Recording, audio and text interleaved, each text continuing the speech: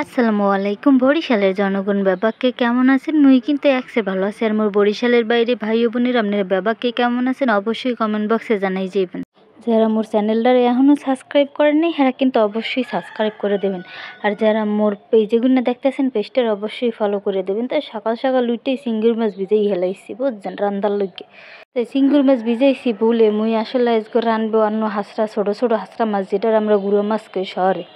পরে খালামণি কইতেছে ওটারে যখন ভিজাইছে ভালো করছো আবার কর পোটলা বাইন্দে থুইয়া দে মুই আবার পরে নামাই এবার রানবো না আজগো খালি এই রান্না এই এরপর আমরা আজগো ডাইল এরপর ওই যে হাঁসা মাছ ছোটো ছোটো মানে গুঁড়া মাছ যেটারে কই হেয়ে ফুলকপি আর আলু দিয়ে ভাজি করছি। কারণ আজগো এগুলোই খাওয়া হইবে হেলিক গিয়া আর ওই চিংড়ি মাছ করি না আবার ফ্রিজের তাই ফ্রিজেই থুইয়েছি। তাই শোনেন আমার কথার মধ্যে যদি নয়ে যায় তাই সেটা কিন্তু আপনারা অবশ্যই ভুল দৃষ্টি ক্ষমা করে দেবেন। কারণ মুই এখন গ্রামে আছি আর গ্রামে থাকার মানে কি সেটা ভালো মতোই জানেন যে গ্রামে থাকলে কত নয়েজ আর টিনের শব্দের লইগে তো ভালো মতো কথাই বুঝাতে না। এরপরও যে আপনাকে ভয়েস দিতেছে এই অনেক কিছু বুঝছেন, অনেক কষ্ট করে ভয়েস দিতেছে, খালি বারে বারে কাটি আবার ভয়েস দিই কাটি আবার ভয়েস দিই। আর মোর খালামাগো গড্ডা কালে রাস্তার কুলে হের লিগে সারাদিন গাড়ি আওয়া যাওয়া করে হের লিগেও নয় চায়। এরপর আবার বাড়তে তো টিনের শব্দ আসি, এরপর গাছপালা বাতাস এরপর পাখি সব কিছুরই শব্দ আছে। তাই এখন মোর রান্দার রেসিপিটা শুরু হয়ে গেছে। দেখেন আজকে কেমনি মোর খালামুনি মোর লইগিয়া ওই গুঁড়া মাছের রান্দাটা রানলে। গুঁড়া মাছ মোরা কেমনি রান্ধি হেই মনে করেন আমরা গরমের সরল সোজা মানুষ, তাই মোরা তো সরল সোজাভাবেই রান্নো। সেই সরল সোজাভাবেই রাঁধছি আপনাকেও ভালো লাগলে আপনারা কিন্তু এগুলা রান্না করতেই পারেন।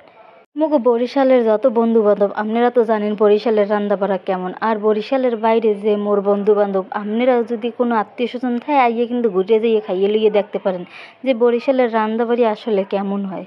এর মধ্যে এমন একটা জায়গায় খাড়াইয়ে মুই ভয়েস দিতে আসি, ভয়েসের মধ্যে মনে করেন বারে বারে রাও মুরার কুটকুড়িনি এরপর মশায় কামড় একটু পর পর মানে যেই জ্বালা যন্ত্রণা। তাই আপনারা দেখতে থাকেন এই রেসিপিটা মুই আপনাদের লাগে মানে এই কথা কইতে থাই। দেশের যে পরিস্থিতি এখন আল্লাহ জানে কবে কি ভালো হইব আর কবে কি সব স্বাভাবিকে নামে যাবে। যে এই অবস্থা দেশে একজনের পর একজন সমস্যায় পড়তে গেছে, ঝামেলা হইতে আছে, মারামারি এখনও হইতে আছে, চুরি ডাকাতিও হইতেছে, এত ঝামেলা জানি না কবে এটি শেষ হয়। আমি আল্লাহর কাছে বলি যে চালু করে শেষ হয়ে যাক। তাই আমরা আবার মাছের মধ্যে কিন্তু ওই যে ধন্যপাতা দিম হেলিগে ধন্যপাতা মোর খালায় আবার ধুইয়া কাটতে লইছে। তাই মুই আবার ওইয়াকে বই ভিডিও করছি। ভিডিও করার সময় যেই ধোমা এখন আপনারা যদি এই কষ্টটা বোঝেন তাহলে তো সাবস্ক্রাইব করে দেবেন। আর আজকের ভিডিওটা এই পর্যন্তই রাখমু। সবাই ভালো থাকবেন সুস্থ থাকবেন আর মোর লাগিয়ে দোয়া করবেন। আরে খারান যাওয়ার আগে আর একটা কথা কই, যারা মোর চ্যানেলটারে এখনও সাবস্ক্রাইব করেনি হেরা সাবস্ক্রাইব করে দেন, যারা পেজে গুনে দেখতেছেন পেজটা ফলো করে দেবেন। আসসালামু আলাইকুম।